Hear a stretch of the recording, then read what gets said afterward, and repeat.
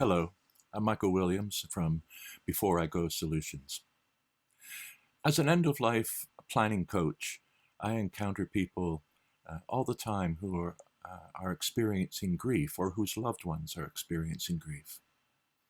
And many of those people will say to me, Michael, what do I say to someone who's going through the death of a loved one? What shouldn't I say? I feel really awkward and I'm anxious. Well, there's no hard and fast set of rules about what you should or shouldn't say. But I have some thoughts about it and some suggestions. I think the main thing is that everybody's grief experience is unique to them. Everybody goes through it in a different way and for different periods of time. Some people may appear very, very stoic and completely in control of their emotions.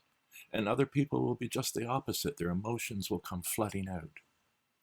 Just be with what is. Just acknowledge whatever it is that you encounter. You want to be there as a support, as a caring presence. So sometimes it's not so much about what you should say. Sometimes it's just about listening and being silent. Sometimes, you can convey your support by listening. If the person's comfortable with a hug or a hand on the shoulder or just a gentle touch on the arm, trust your intuition. Feel it out. What does the person want? Ask. It's okay.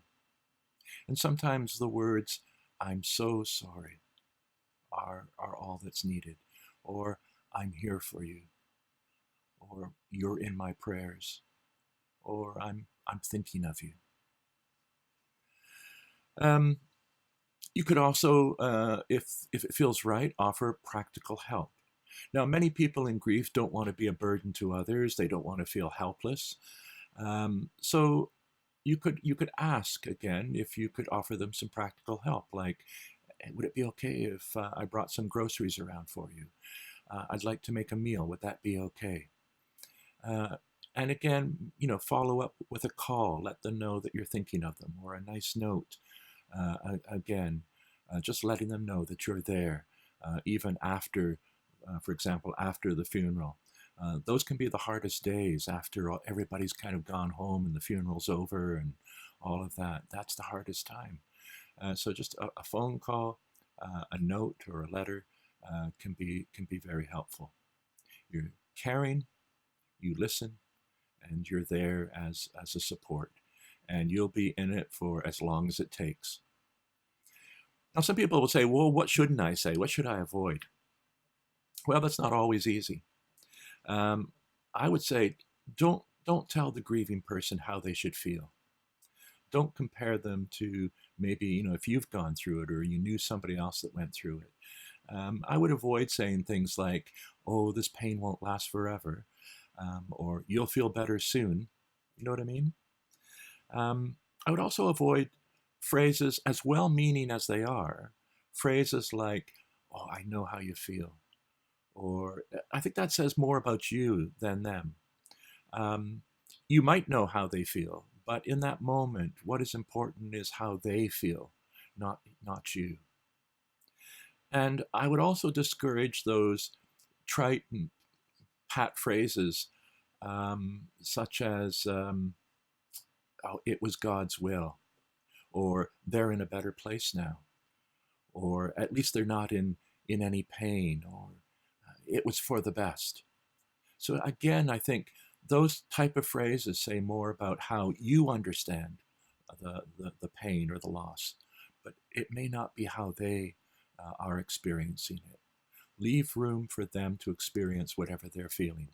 They might be very angry. If they do have faith, this might be a time when it's sorely tested, and they might be very angry at God if they believe in that. Don't try to tell them that they shouldn't be angry, or that God knows best. Let them experience whatever it is, and you are there to care for them, to listen, and to just be there for whatever is. So acknowledging how they are, being a caring presence, listening, being that practical support, that friend that's going to be there for however long it takes. Keep the communication open and authentic. You want to just be open and honest. Um, and don't be afraid of your own feelings that come up. I think that's something that often gets in the way, is that people have difficulty with other people's grief because they're often afraid of their own feelings that come up. So don't hesitate to talk to a friend if you feel your own feelings come up.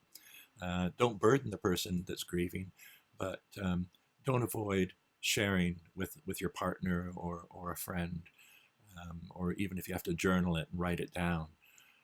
But those are just some thoughts on dealing with people who are experiencing grief, or experiencing the grief of their loved ones. I would love to hear from you if you have any thoughts or suggestions, reflections, ideas.